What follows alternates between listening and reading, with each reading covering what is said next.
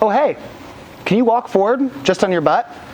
Kind of sitting on your sit bones, going and going and going. What this does, this is actually a good indication that you have really good low back control through here. If you can walk on your butt, all right? So let's review this. Look at this from the back, all right? So I'm gonna sit up nice and tall, and I'm just gonna walk on my butt, one at a time, cheek by cheek, all right? Like I said, this is just really good to see if you can isolate this low back movement and just alternate it back and forth, back and forth, back and forth. It seems silly, but it's actually a really good indication of low back health and low back control. So can you do this pain-free? Can you do it at all? How fast can you go? How far can you get?